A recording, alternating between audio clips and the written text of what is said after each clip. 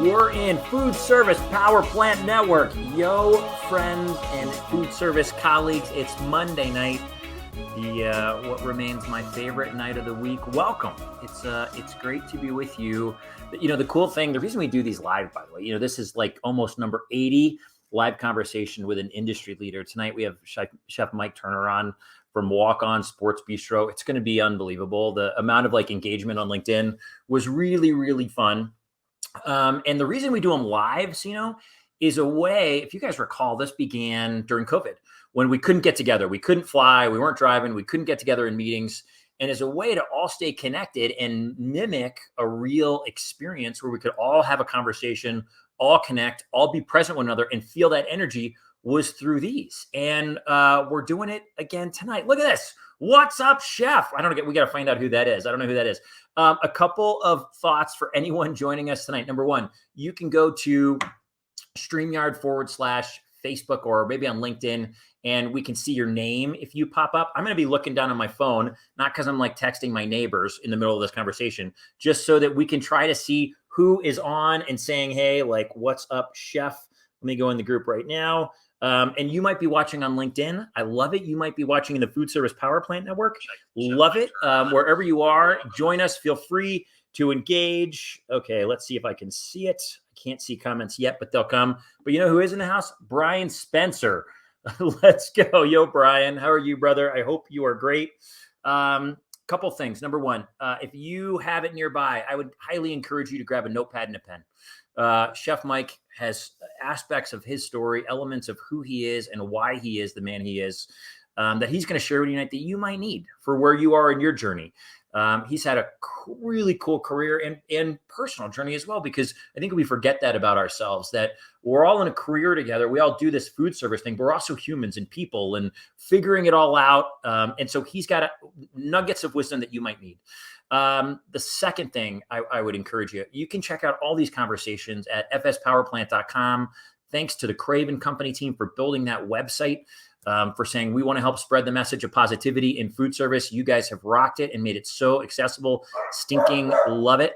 There's Molly the dog saying hi. Also, a huge thanks to the Zumba team, to Maureen and Dave and Joe and so many of our friends over there who are supporting this mission to lift up our industry friends by being authentic, by sharing inspiring stories like tonight. Thank you for doing that. And a huge shout out tonight to our friends at Edward Don and Company, particularly Pete Anjanin. Pete connected Mike and I so graciously, and that whole team at Ed Don has been so supportive of what we're doing, and grateful to them. Look at this. Zena is in the house. Zena from Oklahoma City. Yo, Zena. Greg Kettner's in the house. Greg, it's good to see you too, buddy. Chef Mike Turner is phenomenal. I stinking love that. I can't wait to tell the story. Marcus Calvary, love it. I was a walk-on back in the day. Special place in my heart for the title. Excited for the discussion. I love it. You got this, babe. I don't know Christina, so I'm assuming she's talking about Mike, which is great. Christina, welcome. Cook, happy. Heck yeah. Everybody, let's go find him. Chef Mike Turner. Mike, what's up, brother? Hey, guys. How are you? You know what? We're really great. How are you tonight? I'm doing great. Okay, so tell us where you are. You've got a wall behind you, and then it looks like almost like a warehouse or something that you're in. Yeah, this is cool. This is our space, our office space. We have about 40,000 square feet here in Baton Rouge. We're located about 0.9 of a mile, about exactly 0.9 of a mile from Death Valley, Tiger Stadium, right over there. So if you've ever tailgated here in Baton Rouge, you know exactly what I'm talking about. The original Walk-Ons is that way, and then Tiger Stadium's right there. And this is my spot. This is where, we hang out with our team, and this is some memories back here, some of the past, and a little bit of the present, and I'm excited to have this conversation with you tonight, Jason. For sure. Well, thanks for joining us. Thanks for filling us in. That is awesome. I haven't spent a lot of time in that part of the world. I would love to go to an LSU football game. It's got to be I have to think it's on almost anyone's bucket list that enjoys football in any capacity to feel that experience. As obvious, I'm a Bama fan. Roll Tide. Yep, there you go. Some people ask, "Oh my God, how did you get the job here if you're an Alabama fan?" I said, "Well, I didn't tell anybody when I interviewed. Are you kidding me? I would have never gotten the job." But Nobody does it better than Tiger Stadium Saturday night. And in our culinary mission statement, we talk about a Louisiana dining experience. And people always ask me, what does that mean? I'm like, man, it's not about Cajun and Creole food. That's some of it. But for me, a Louisiana dining experience starts right here, Saturday, game day, Tiger Stadium, 320,000 people out here, 110,000 people in Tiger Stadium. And the party starts in this parking lot. And as you're walking to the game, wearing whatever jersey you're wearing, the sights and sounds and smells come alive, and it's music and it's ambiance, it's hospitality, it's families, and it's beautiful weather, and it's the smells of all this food it's in your mind. And then, these ladies and gentlemen are inviting you into their tailgate to have this delicious food and have some alcoholic beverages, and they're screaming Tiger Bait at you. But at the end of the day, they're going to go, man, I hope y'all win too. And if you don't come back. And to me, that's what a real Louisiana dining experience is. So tailgating here in Baton Rouge is by far the finest. That's awesome. It gives a whole new understanding to me of what, the sports bistro really means and reflects. I wouldn't have put those two together.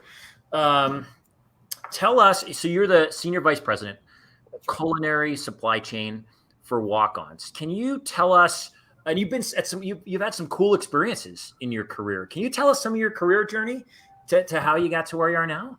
Yeah, I'd love to, because I tell you what, growing up, and I grew up here in Baton Rouge, and it was never my dream to be in the restaurant business. It was never my dream to do anything like this. Actually, the way I got into the restaurant business was I got fired from a job. Okay. I was a copier salesman, so I'm going to date myself. I actually sold copiers in South Florida, and I was a horrible copier salesman. And I remember being called into the sales manager's office. He goes, look, Mike, I need you to demo this whatever kind of machine it is. And I'm like, okay. And I ended up fumbling through it. And he called me in his office. And he goes, look, it's going to be the best day of your life and possibly the worst day of your life. It's going to be the best day of your life because I'm going to let you go. And I'm going to tell you that this is not for you. This is not for you. So I'm going to save you all of the time that you would have wasted trying to do this, because it's not in your heart. It's not in your soul. It's going to be the worst day of your life because you have to go home and tell your family that you're not working anymore. So I did. And I went home and I was looking for a job the very next week. And as I was going through, actually I was with my dad, and he's like, hey, you want to go to lunch? I said, sure. And we were driving down University Boulevard in Sunrise, Florida, and there was a Piccadilly cafeteria. And I'm like, wow, I know Piccadilly. I grew up in Baton Rouge. I used to go there. I know that very well. And my dad's like, well, let's go there. Let's just go try it out. We haven't been there in a while. And as I'm walking down the line, I see somebody that I went to high school with. And he recognized me, and we started having a conversation. And I'm like, what do you do? Like, what are you doing for Piccadilly? He goes, well, I'm a manager recruiter. Are you looking for a job? And I said, well, actually, I am looking for a job. He goes, well, why don't you come and interview with us? And I did, and I got the job. And that's where I started, Piccadilly Cafeteria in 1991 in Sunrise, Florida. And I fell in love immediately with the environment of a kitchen and the restaurant experience and the families and the stories that were back there, and just the energy that I drew from it. And it reminded me of playing sports when I was younger. And I just fell in love with it. And I jumped around. I went from Piccadilly Cafeteria to Bennigan's, and I worked at Dave & Buster's for a while. And then ultimately in 1995, I interviewed and was hired by the Cheesecake Factory. And I spent 18 of my years at the Cheesecake Factory. I opened a lot of restaurants. I traveled all over the country, had a chance to go to the Middle East. I had some phenomenal mentors with that company.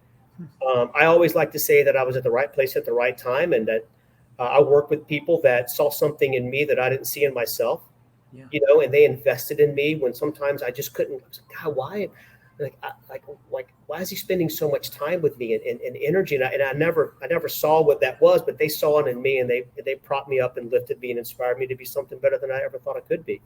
And after 18 years of a great run there, I left and was looking for the second part of my journey, and that brought me here to Walk-On Sports Bistro in 2014. And I walked into a small little office in downtown Baton Rouge, and I interviewed with Brandon Landry and Scott Taylor, and I walked in and I was like, man, what am I doing here? And they had all these ideas all over the wall, and it was 4 restaurants. And they just said, we just want to be the best, and we want to win, and we want to surround ourselves with the best. And, we think you'd be a great fit for the team. And that was 8 years ago. And it's been probably my dream job. It's been the ride of my life. And I wouldn't change any of it for anything in the world. Wow. Um, when you walk into that room and they've got stuff written all over, and you can tell, these guys are big dreamers. Um, is that something that you're like, you know what, these guys are willing to dream big, and that I want to be a part of a big story? Is that something that like kind of endeared you in that moment? It did, because I've been lucky to work for founders majority of my career. 18 years with David Overton as a founder, Brandon Landry as a founder, and I work really well with founders, and I vibe off of that. Not only the creative side, but the vision side. Someone who's willing to take a risk and has risked everything to open and run this business. Yeah. And so when I saw these ideas and these concepts flowing around, I was like, man, this is a really cool thing. I think I haven't seen something this exciting since I joined Cheesecake. That had, I think there were 11 restaurants when I joined Cheesecake back in 1995. So it was really cool to be able to see something like that. And I thought to myself, this could be a great ride. I mean, this can be one hell of a ride. And very seldomly in your career do you get to take one ride. When you get a chance to take two rides, you don't want to pass that up. Good for you. Gosh, I love it. Look at this. Our friend Shannon, hold on here. Shannon Solomon. Amen, chef, for having the courage to answer your calling. Heck yeah. When you feel it and you know it, I love it. Mike, there's senior vice president of culinary and supply chain. Is a lot. There's a lot to that. I assume there have to be disciplines in your life to some degree that you practice to manage handling a role like that and being a part of something big with the growth that you all have. And I think you have a family as well. Are there any disciplines that you practice pretty consistently? What I try to maintain healthy body, healthy mind, and healthy spirit. And that's something that I picked up a long time ago. And for me, I've always really struggled with balance, because I'm a bit of a workaholic. I'm a bit of an overachiever, and a lot of my life has been defined by the work I do and the hours that I've worked, and sacrifices that certainly my family's made and I've made. So what I try to do is go and work out 5 days a week, and part of that is the discipline of getting up, putting my feet on the floor and pushing myself forward. And then while I'm in there, I really focus on getting positive energy into my brain. And that's something that I sometimes don't want to do. Sometimes I want to listen to Fox News or CNBC or listen to all the garbage that's going on in the world. But I know that's not healthy for me, right? That I'm getting ready to go into a very challenging day, in the world. And that, I've got to also be able to emit some of this positive energy that I'm taking in. So I'll listen to different podcasts, I'll listen to spiritual things. I'll listen to religious things. I'll try and do anything I can to fill my body and my brain and my mind with healthy stuff. I'm lucky to have a very supportive spouse who really pushes me to be as healthy as I can. So even when I don't want to work out, sometimes she'll push me and nudge me to go that way. And so for me, it's really about keeping a healthy body, healthy mind, and healthy spirit, and maintaining a perfect balance in life. Wow. I think all that is so important to create those boundaries and that balance. As it relates to healthy mind, is there, in the midst, we talk a lot on this show about how energy wanes oftentimes in people when things feel out of their control and they feel powerless to do anything about it. And we've all gone through an incredible amount of change in the last 2.5 years. As it relates to your healthy mind, anything that sticks out, any positive mindset things you've adopted that help you every time you get a call like, hey, the chicken's out, or gas prices are going up, whatever it is in our world, anything that you've adopted that's been really helpful? Well, there's two things, right? The first thing would be understanding what I can control and what I can't control. And the second thing would be leveraging the power of positive relationships, or leveraging the power of relationships. What I found out through this whole process with COVID is being able to rely on people, being able to build off the relationships that were built years ago, and I felt like that really helped us survive the last couple of years. We've been blessed to have some amazing partners. And when we talk about family at Walk-Ons, we are truly a family, and I think for me, that's been the biggest thing, is just relying on people, also being humble enough to ask for help when you need help. So I would say part of it is understanding what you can control and what you can't control, what's in your scope of responsibility and what's not. And then secondly, being able to reach out to partners and friends to be able to give you a word of advice or a helping hand, or to help you get a product or help you solve a problem when you need it. I think that's such a key element of anybody's success is utilizing the people around you and surrounding yourself with those people. Are there, you've obviously got them as it relates to the people you work with, and you're a small element of the restaurant industry at large. This weekend, we put a question in the Power Plant Network that asked, what does the food service industry need most right now? And we got a whole range of answers from we need product, to be taken off ships, to we need patience, to we need compassion, to we need bodies, we need people working, all of these things. From your perspective, and a lot of my side of the industry is on the supply and equipment side. And so we're providing to the restaurants. I'm not working in a restaurant to hand it out. From your perspective, what do our friends working in restaurants need most right now?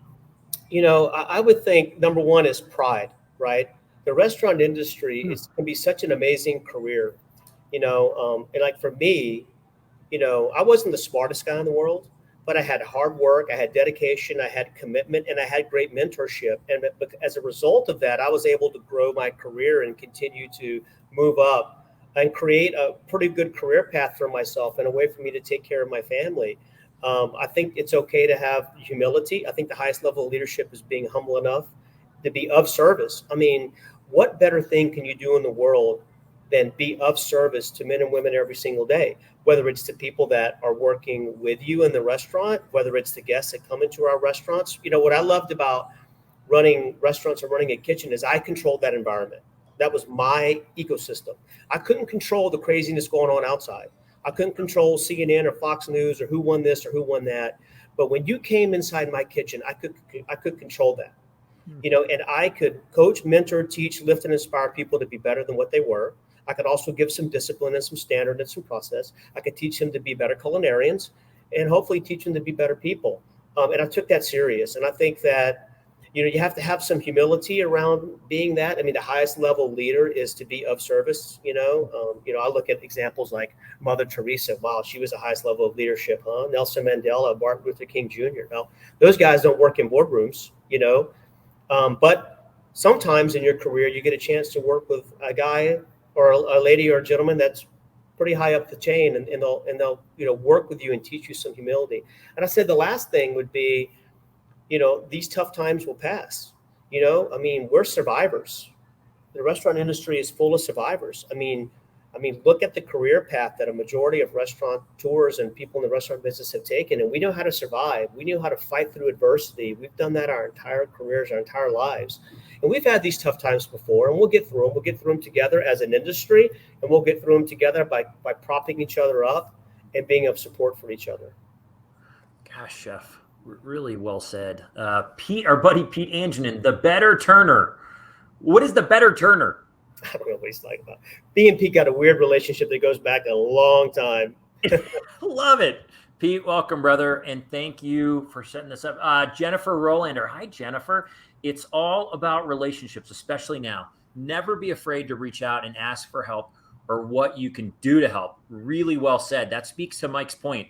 If you need help, go ask for help. And also, it is so life-giving and perspective creating to be of service, to be someone who serves others. So as much as we reach out for help, offer that to your friends in the industry. I love it, Jennifer. Great comment. This is our buddy Jay Parker on Facebook. Yo, Jay, do they tip pool? And if so, is the kitchen included? And if so, does this system work? Jay, I think, works in a restaurant and bar in Denver. Sorry if you don't want questions. No, Jay, you're okay. I don't know how it works. Do you know, Chef, in terms of you all? No, I've seen it before. That's something that we do not do, but there are some restaurants who do kitchen tip pool as well. And they just divide the tips among the front of the house and back of the house to compensate for some of the, pay structure that's going on. Got it. Jay, thanks for the question all day long. Oh, your wife, Christina, is the better turner. Got it. The one pushing you to the gym when you don't want to go. I love it. That is true. Great. That's who Christina is. Well said, Pete. Okay, Chef, in the last 5 years, is there a belief you've adopted, a habit, a thought process that is most, maybe it's a book you read that's most impacted your journey? Serenity Prayer. Yeah. And I say it 5-10 times a day.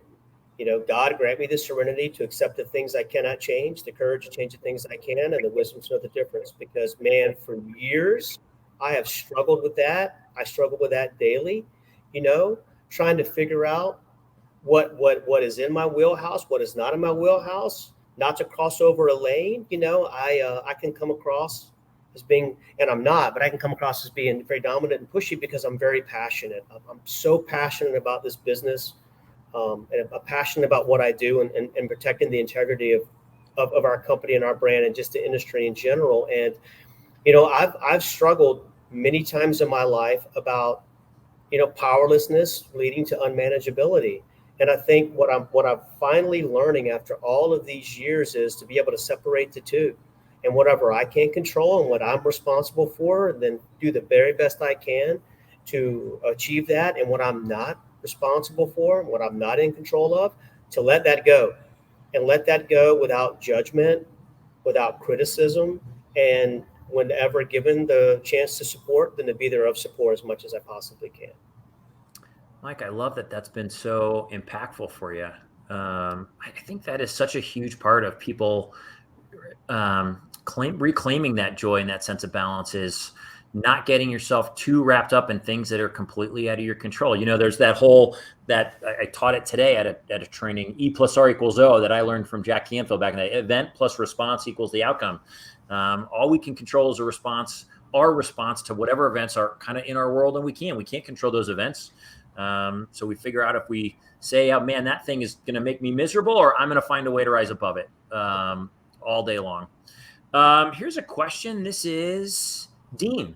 How important is digital hospitality marketing in your company? I guess, Dean, are you talking, I wonder if that means social media and email blasts, I'm assuming. I don't know. Chef, any ideas there? I can tell you that software stack. I can tell you that our marketing department is probably the largest department we have in our company, and we spend a lot of time, energy, and resources in marketing, whether it be through technology, trying to tell our story, trying to represent our brand the right way. I know that we've spent a lot. As a matter of fact, as of last week, the team was in Atlanta, Georgia. We have a satellite office in Atlanta, Georgia, for a technology summit. We were really looking at the next 5 years and what we think we need to do as a brand to be prepared for the growth that we're going to see over the next 3 to 5 years.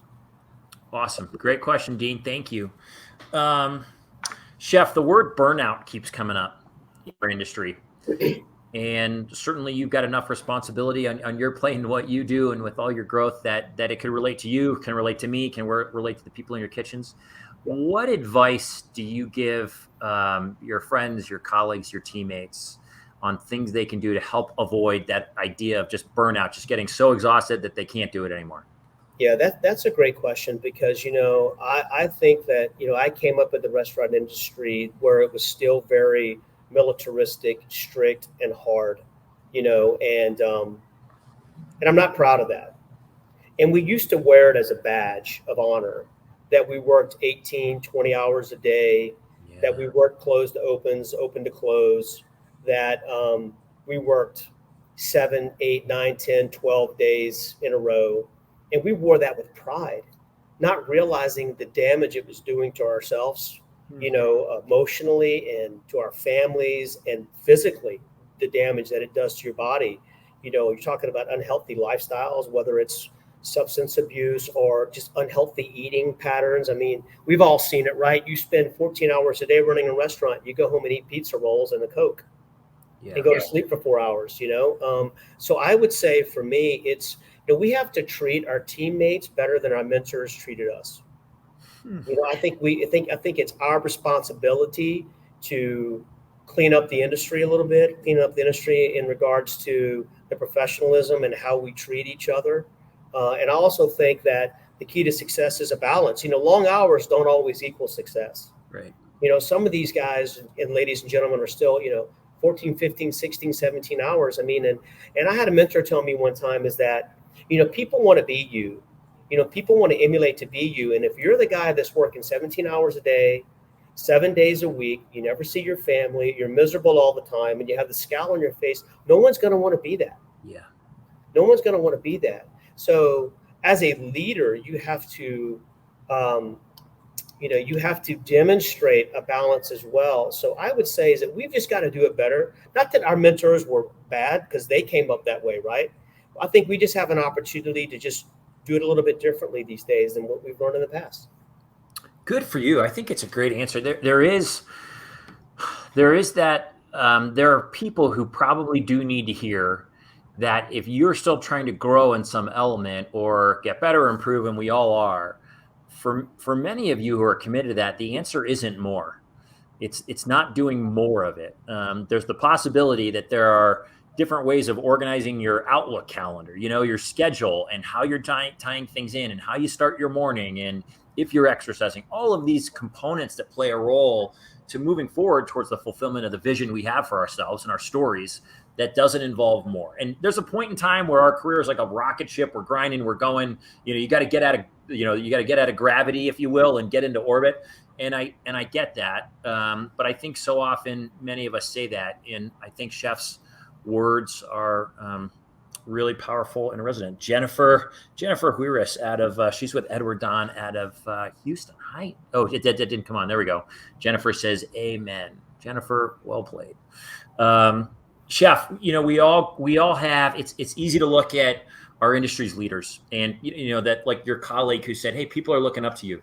They want to be where you are." And it's easy to look and say, just assume that things have always been great, right? That the chips always fall in their direction. That they've always felt on top of things or confident or whatever. And yet the reality is we all have challenge. We all have things we go through professionally, personally, that are challenging, that are tough, that get in our way, that we think, is this going to prevent me from getting to where I want to be? Was there anything in your story, a challenge you overcame that really kind of taught you what you were made of? Absolutely. I mean, I would love to sit here and tell you that I grew up in a perfect home with a perfect mom and dad, and we never faced adversity, and I would be lying to you. I think that I had to overcome a lot of adversity in my childhood. I grew up in a very dysfunctional home. There wasn't a lot of money. I always felt like growing up as young like that I was defined by what we did or didn't have, and that was such a wrong way of thinking.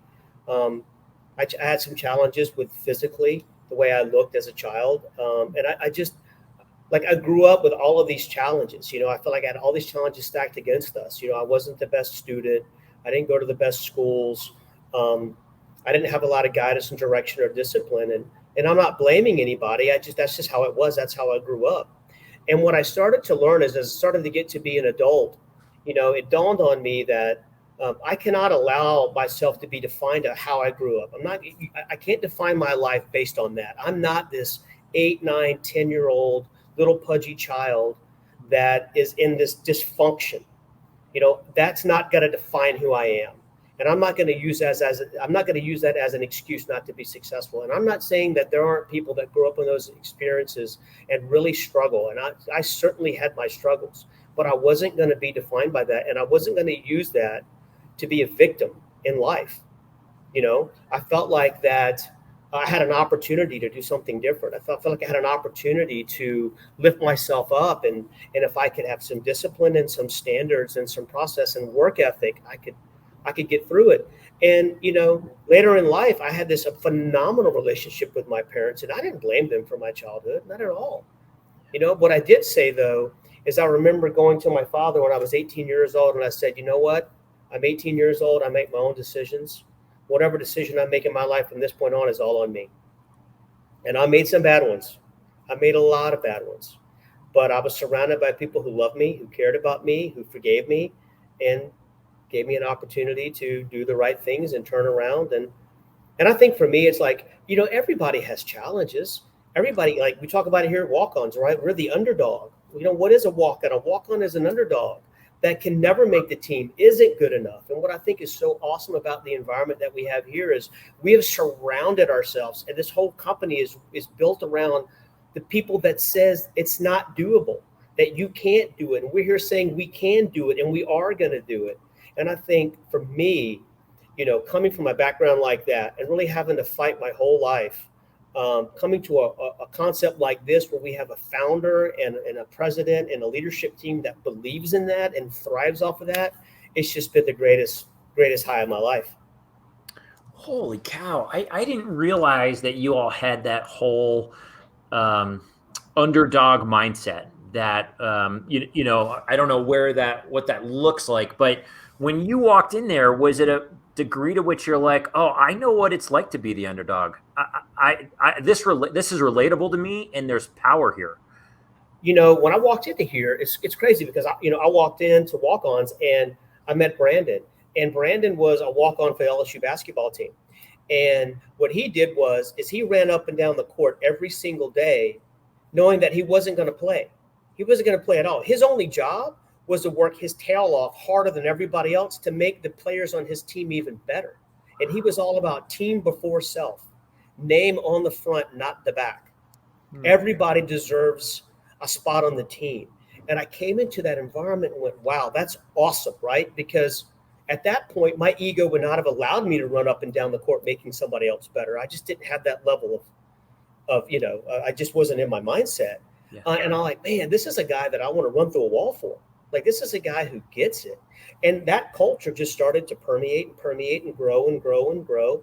And now we want to be more than a restaurant. We want to be a restaurant where people come to share their underdog stories and their underdog mindset. And we want to showcase all of these men and women who work for us who have overcome the odds and are being something better than greater than they thought they could ever be. And I think that's what's so great about the environment that we're in right now. And I think that's where we all should be, is that, and you can do it if you believe in yourself. You believe in yourself and you have, somebody back there that's going to support you and guide you. There's nothing that you can't do. Talk about being a part of a really meaningful story. Holy cow. I mean, you're working together as a team, you're feeding people, you're bringing community together, but that part right there, helping people believe in themselves. I can't think of many greater gifts of service to the world than that, when your experience and the way you're structuring your organization and your culture and how you support one another is to help each other believe in themselves more. Holy smokes. Z the cook. Hi, Z. You identified the issue and you took accountability. Then you reparented yourself and you continue to do so. Welcome home. Welcome back to self. Great comment, Z. I think that is wickedly cool to say it's all on me. I mean, there's an element of, Mike, we have a food service power plant framework about personal growth. And the second step in it is decide you're going to be the executive chef of your own story. Meaning, if I get to where I want to go or I don't, it's on me.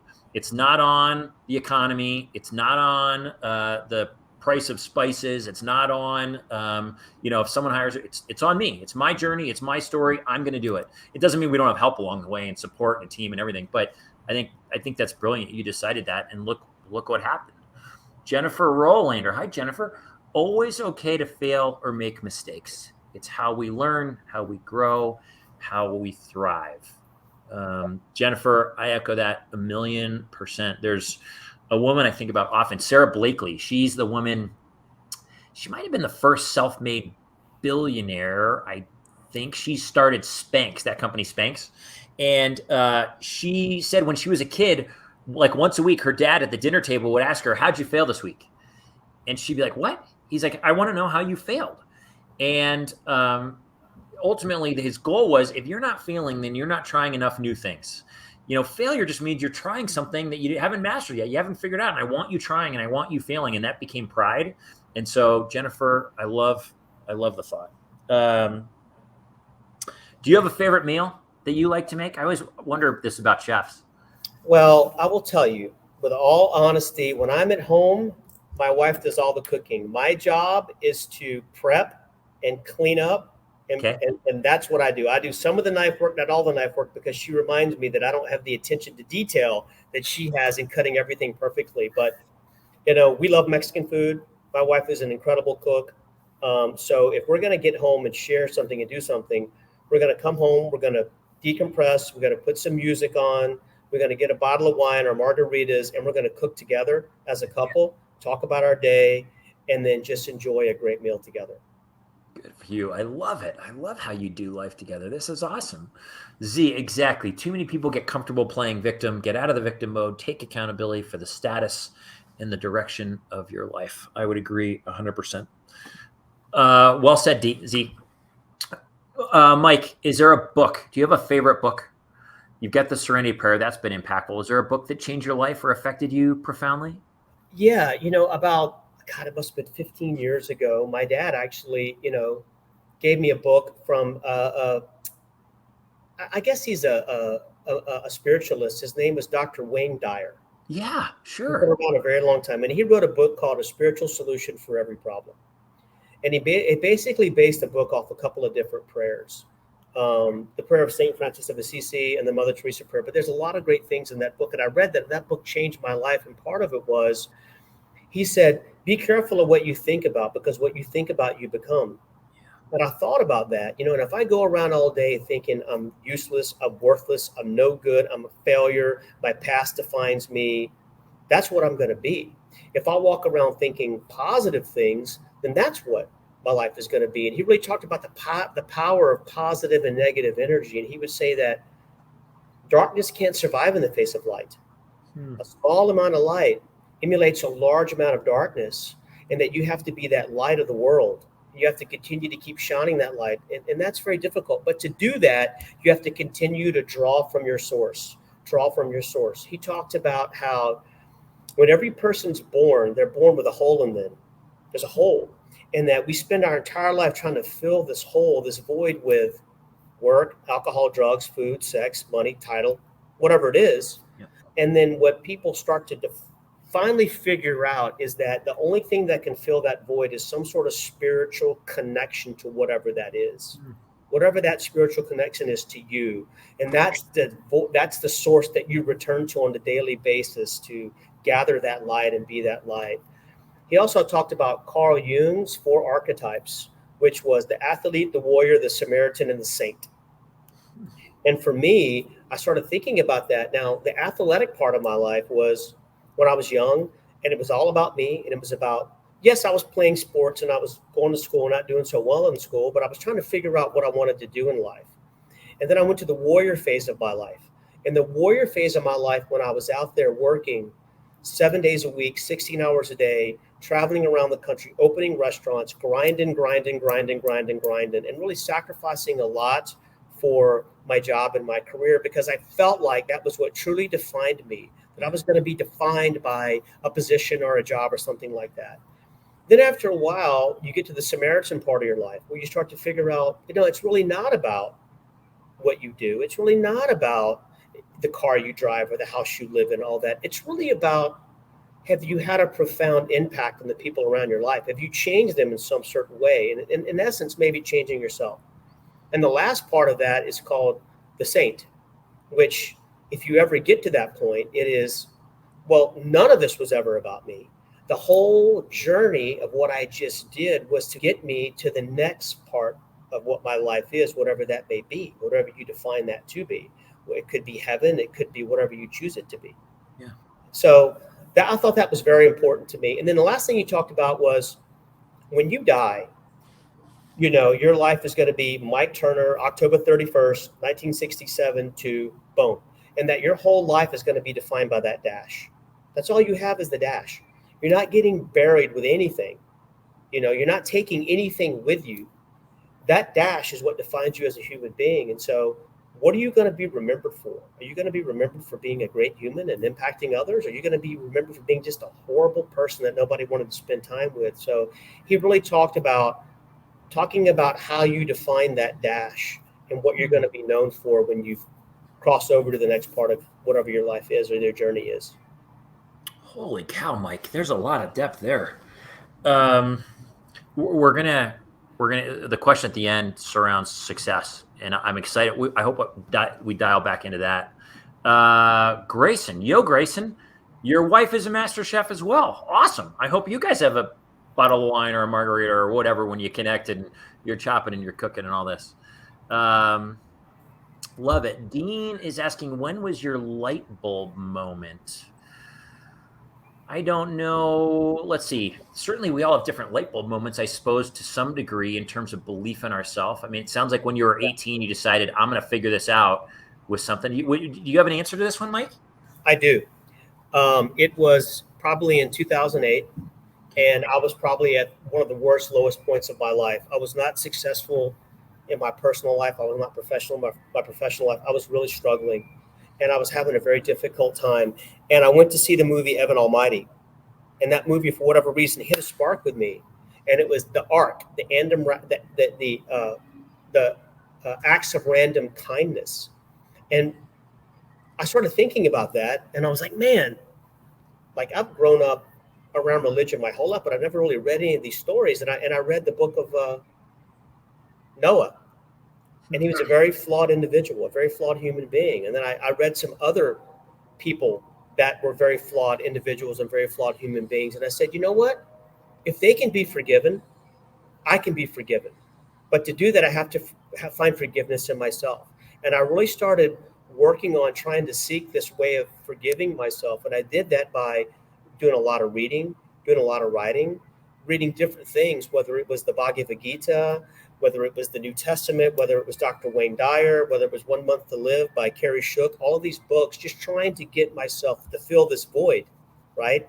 Yeah. And that's what I really focused on. And I think that was my moment when I said, man, if I don't do something, if I don't change, I am never going to be the person that I should be and that I need to be for my family and for the people who love me. Wow. I love hearing about those moments, and you never know. That's the cool thing too. You never know what's going to create that atmosphere for someone when it's right. Evan Almighty. I don't even know if I watched that movie. It's going on the list. Not a lot of people did, but that was it for me. That one thing, that acts of random kindness, the arc. I love it. Look at all these things. Yes, higher source and your higher self calls on you. You can only tap into the callings and messages from within if you're at peace, surrounding yourself with a high vibrational habit of people, places, and things. Z, love it. Gosh, what a cool conversation. Finish this sentence. I am happiest when? I'm surrounded by my wife, family, and kids. Love it. That's a pretty great way to do it. Was there a moment in your professional career that you look back on, maybe it's now, and say that was my proudest moment professionally? And did you have a proudest personally? Yes. I think professionally for me, I think what the team here at Walk-Ons has done in regards to food quality and food execution. I think that for me, more so than anything, is what I'm the most proudest of, is that we are a food-driven company. We're food first. We're food focused. We're not going to compromise quality for anything. And I'm not saying that we're perfect. I'm not saying that we don't make mistakes. I'm not saying that every shift that we run is perfect. Yeah. But the mentality and the mindset is to be great every single day. And the way we focus on the details and sweat the details, trying to create these delicious, memorable, craveable, memory-inducing moments by focusing on flavors, textures, nuances, and finesse.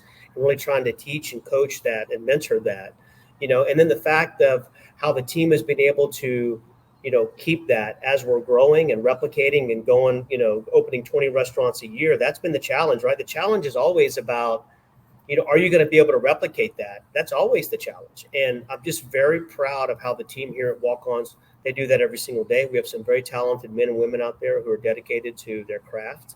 Mm-hmm. And I'm just grateful to be a part of that team. It sounds really special what you all are doing from a culinary perspective and from just a human perspective, almost a spirit perspective with your team. How do you define success, Chef? What is success? Well, I'm still trying to define that, right? I don't think I've truly had success to what I would think success would be in my life. But I would say, going back to Dr. Dyer's, don't die with your music left inside of you. That we all have a story to tell. We all have something that we need to say. Success is not defined by title or by the things you own or by wealth. Success is defined by the legacy that you leave here with the people that you get a chance to touch, talk to, and work with every single day. I would say that For me, success would be at the end of the day, when I'm done with all of this, and when people are looking back at my dash, they would say he was a good father. He was a good husband. He had compassion.